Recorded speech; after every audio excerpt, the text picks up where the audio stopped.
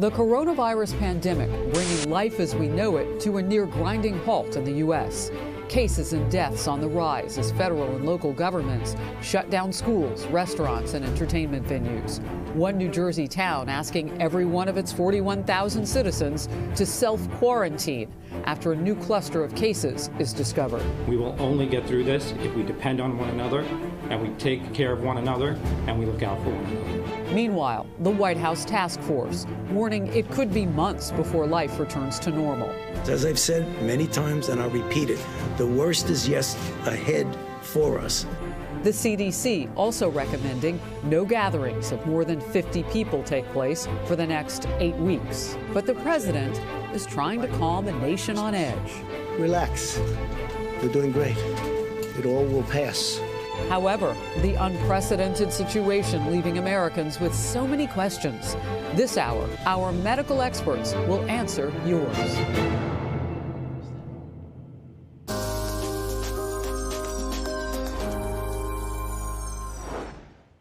Welcome to our live special Coronavirus Pandemic Questions Answered. I'm Harris Faulkner. We're going to get to your concerns coming up. We want to begin, though, with more on where the situation stands right now. Coronavirus cases have spiked all around the globe. The entire country of Spain is on lockdown, with the fourth highest number of cases now surpassing South Korea. There are more than 164,000 confirmed cases worldwide, I should say, with more than 6,000 deaths. And here in the United States, more than 3,700 confirmed coronavirus cases, with at least 68 deaths. Officials are taking drastic measures now to try to contain the pandemic. One of those steps is affecting millions of our children and so many families across the country. At least 64,000 schools are closed today across America, including the two largest school districts, New York City and Los Angeles. New York City Mayor Bill de Blasio says the closure may last until the end of the school year. But to say the least, this is a very troubling moment, a moment where I am just distraught at having to take this action.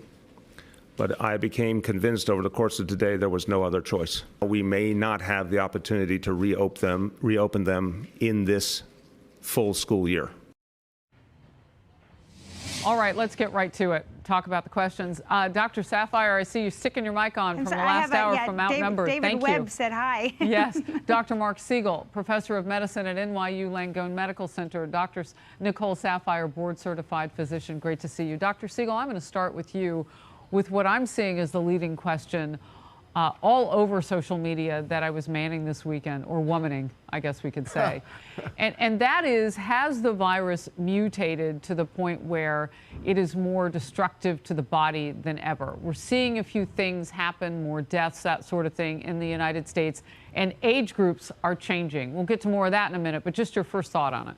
That's a really important question, but you first need to know that this is an unstable virus. It's a single strand of genetic material. It doesn't repair itself, and it can change. But usually it drifts, meaning that it changes slightly. And that's what we saw back in China. We saw two slight variations of different strains, not even that different. I would not really be willing to believe that at this point it's mutated in any large way. I just think we're seeing a different spread of cases because it's a different environment, or maybe we didn't have the full information from China. I think what we're seeing is pretty consistent, though, with what we saw there, which is a very contagious virus that can also be pretty deadly, that affects people with a certain kind of pneumonia and people with severe underlying conditions. That hasn't changed. I'm not surprised that we're seeing more patients that are a little bit younger.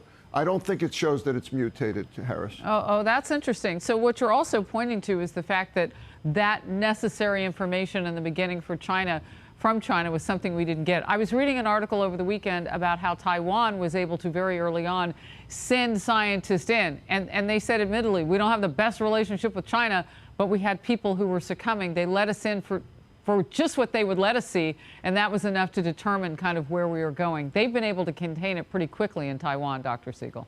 Yes, and Taiwan and in Hong Kong, and in Singapore and also South Korea. We've been using as a model of this. The other thing that they did in China finally, and the problem with China was more the political structure than the scientists, but they actually published the structure of this virus online so everybody could look at it. So I'm pretty confident that our scientists here that are continuing to look at it under the electron microscope and its structure would let us know if there was anything like a major change. All right, before we broaden this out, Doc Siegel, I'm going to stay with you with another question. This from Dan Walsh. And I kind of use that first question as an amalgam of all the ones I'd heard. This more specifically. If you do contract the virus, at what point is the virus not transmissible from the infected patient? Well, that's a really important question. The answer is we don't know that, but it's important to know that viruses are transmissible before you get sick, but most of the transmissibility occurs when you are sick, and then for a few days or even several days afterwards, they do what's called shedding. You continue to shed virus. But, you know, so I can't give an exact time frame. It depends on the patient, but I'd say for several days after you've recovered. So you and I have talked, and I should say my follow-up question to this is a reflection of what we've talked about.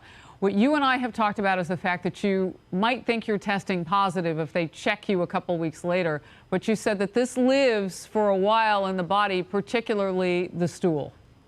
Yeah, and actually Dr. Saphier said the same thing, that it's found both in the respiratory tract and in the stool, and there's even some chance that it spreads that way, both ways.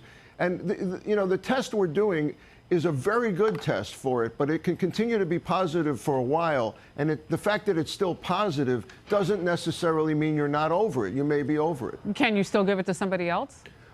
Yes, but but as you get better, the chances of you giving it to someone else diminishes with each day. Dr. Saphier, Sarah A. asks, best case scenario, if people do what we're supposed to do, when is the coronavirus outbreak predicted to end? When can we live normally? That's an excellent question, and one that we don't necessarily have answers to, but the more strict we are right now, the shorter we're going to have this disruption to our daily life. So as we keep seeing the school shutdowns, the bar, the restaurants, these curfews, I think now that they're being strict and we're increasing our testing, it's going to shorten our time. I would imagine probably the next 4 to 6 weeks, we're going to be kind of going back to normal life, hopefully even shorter than that. Right. I really hope it's not going to be longer than that, but I would say about 4 to 6 weeks. I follow you up on Twitter, and I saw you, Dr. Saphier, saying, look, the longer that, because, you know, people were posting their spring break pictures, and there were literally hundreds and thousands of people out and about in certain parts of the country breaking. And what you said was, well, the longer it looks like this, the longer we're going to look like this, like, pretty much sequestered, basically. That's right. All right, Elizabeth H.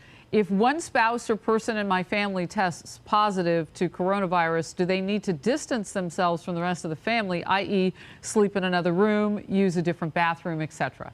So Dr. Saphier? What we're all doing right now is we're kind of isolating ourselves, but we're not actually in isolation. The people who test positive or in quarantine, but the people that test positive actually now need to be isolated from everyone in the house. So you go from kind of this self-quarantine to an actual isolation.